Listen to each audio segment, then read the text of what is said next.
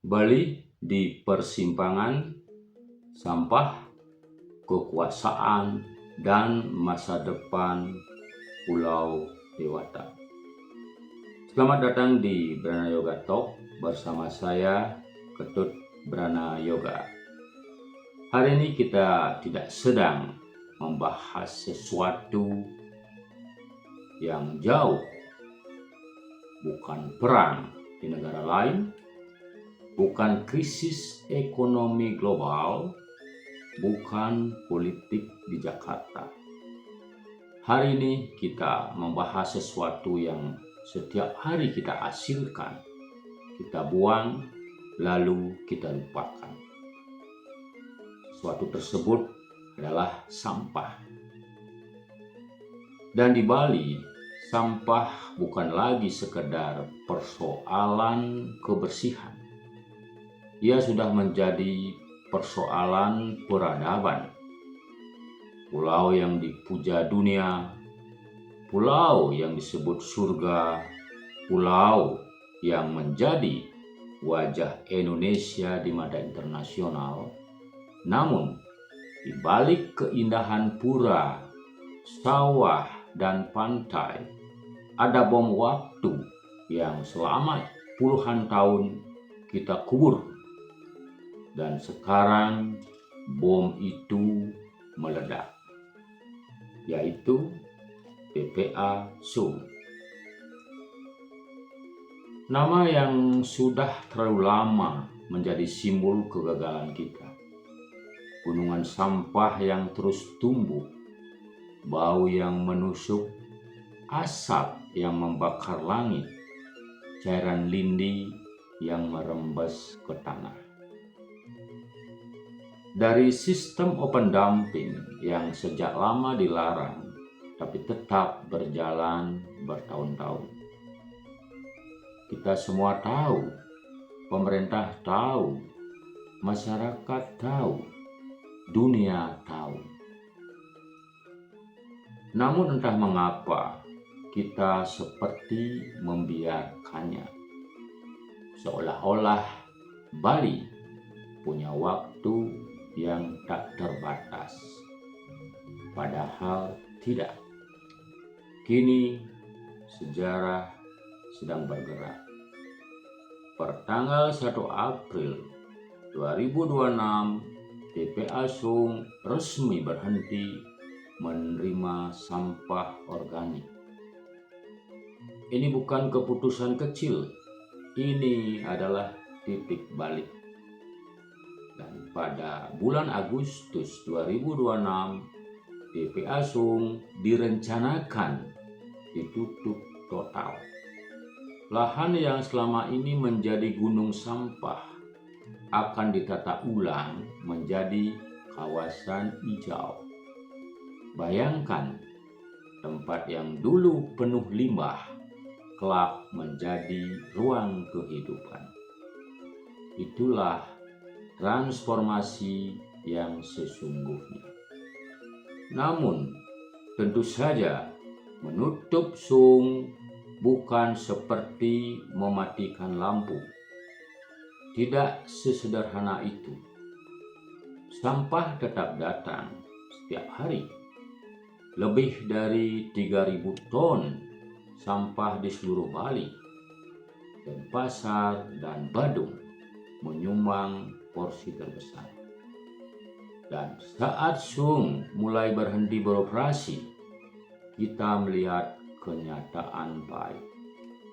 Penumpukan terjadi, distribusi terganggu, sistem diuji.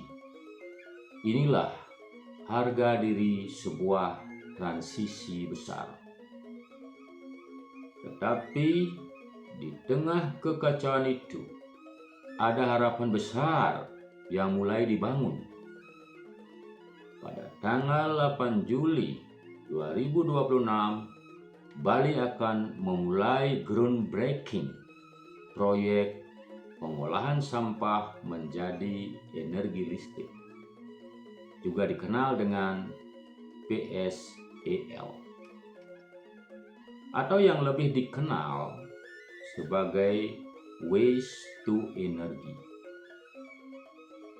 Sebuah langkah yang selama ini hanya menjadi wacana, kini akan menjadi kenyataan.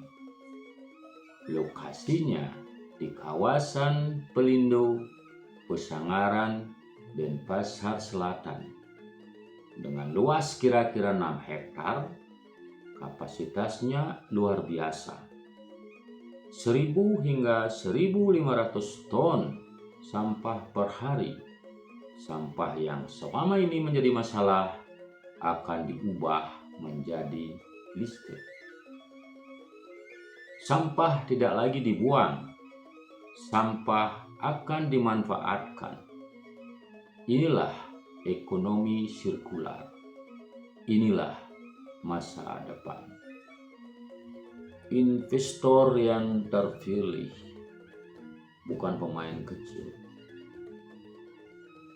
Zhejiang Winning Environmental Protection Co Ltd, perusahaan global dengan pengalaman panjang dalam teknologi pengolahan sampah modern. Operator dipilih melalui proses lelang yang dikelola oleh Danantara. Ini penting karena proyek besar ini membutuhkan transparansi, teknologi, dan keberanian. Teknologi yang digunakan adalah insinerasi modern bersuhu tinggi. Banyak yang khawatir, apakah aman? Apakah mencemari udara? Pertanyaan itu wajar. Namun, teknologi insinerasi hari ini jauh berbeda dengan pembakaran konvensional. Dengan sistem filtrasi berlapis, emisi dapat ditekan sesuai dengan standar lingkungan nasional. Bukan tanpa risiko, tetapi jauh lebih baik daripada open dumping yang selama ini kita biarkan. Dan listrik yang dihasilkan akan dibeli oleh perusahaan listrik negara. PLN menjadi off-taker, artinya ada kepastian pasar, ada kepastian investasi, ada kepastian bahwa sampah benar-benar menjadi energi, bukan sekedar slogan. Tetapi mari kita jujur, PLTSA bukan obat ajaib. Ia bukan penyihir. Ia bukan solusi tunggal. Kalau masyarakat tetap membuang sampah sembarangan, PLTSA pun akan kewalahan. Kalau kita tetap konsumtif, teknologi sehebat apapun akan kalah. Karena akar persoalannya bukan hanya infrastruktur. Akar permasalahannya adalah perilaku, budaya, disiplin, kesadaran. Pemerintah Bali memahami itu. Pergub nomor 97 tahun 2018 kini diperketat. Plastik sekali pakai dilarang semakin luas. Instansi pemerintah, sekolah, lembaga publik, semua diwajibkan berubah. Ini langkah yang tepat, karena perang melawan sampah dimulai dari sumbernya, dari rumah, dari kantor, dan dari tangan kita sendiri. Mari kita renungkan, setiap botol plastik yang kita beli, setiap kantong kresek yang kita terima, setiap kemasan sekali pakai yang kita buang, semua itu tidak pernah benar-benar hilang. Mereka hanya berpindah tempat. Seringkali tempat itu adalah Bali kita sendiri, pantai kita, sungai kita, laut kita, masa depan anak-anak kita. Bali tidak kekurangan upacara. Bali tidak kekurangan tradisi. Bali tidak kekurangan filosofi. Kita punya Trihita Karana, harmoni dengan Tuhan, harmoni dengan sesama, dan harmoni dengan alam. Tetapi apa arti filosofi jika sungai kita penuh dengan plastik? Apa artinya jika laut kita penuh dengan limbah? Dan apa arti kesucian jika tanah kita tertutup sampah?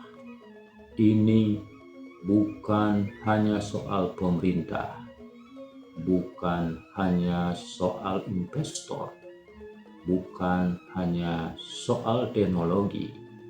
Ini soal karakter bangsa, karakter masyarakat Bali. Kita harus berhenti berpikir bahwa sampah selesai ketika truk datang. Tidak, sampah baru mulai ketika truk itu pergi. Jika proyek PSEL berhasil, Bali akan menjadi contoh nasional, model baru pengelolaan sampah Indonesia, destinasi wisata dunia yang mampu mengubah limbah menjadi energi. Namun, jika gagal, kita akan kembali pada lingkaran setan yang sama. Gunung sampah, bau, asap, konflik, dan krisis. Pilihan itu ada di tangan kita hari ini, bukan besok, bukan tahun depan, tapi hari ini. Saya percaya Bali mampu. Pulau ini sudah berkali-kali membuktikan dirinya. Kita bangkit dari bom, kita bangkit dari pandemi, kita juga bangkit dari krisis sampah. Asalkan ada keberanian, ada konsistensi, ada integritas. Karena sesungguhnya ukuran kemajuan sebuah peradaban bukan hanya gedung tinggi, bukan jalan tol, bukan jumlah wisatawan, tetapi bagaimana ia mengelola sampahnya. Dan sekarang izinkan saya menutup dengan sesuatu yang sangat sederhana, namun sangat penting. Kalau Bali gagal mengelola sampah, maka dunia tidak akan lagi melihat kita sebagai surga. Mereka akan melihat kita sebagai ironi, pulau indah yang tenggelam oleh sampahnya sendiri. Tetapi jika Bali berhasil, maka kita tidak hanya menyelamatkan pulau ini, kita sedang menyelamatkan kehormatan kita, menyelamatkan warisan leluhur kita, dan menyelamatkan masa depan generasi yang belum lahir. Jangan tunggu pemerintah bekerja sendirian. Jangan tunggu investor menyelesaikan semuanya. Jangan tunggu Bali tenggelam. Mulailah dari rumah Anda, mulailah dari hari ini, dan mulailah dari sampah Anda sendiri. Karena pada akhirnya Bali tidak akan hancur oleh sampah. Bali hanya akan hancur jika manusianya memilih untuk diam. Dan saya menolak diam. Bagaimana dengan Anda? Saya, Ketut Brana Yoga. Sampai jumpa di Brana Yoga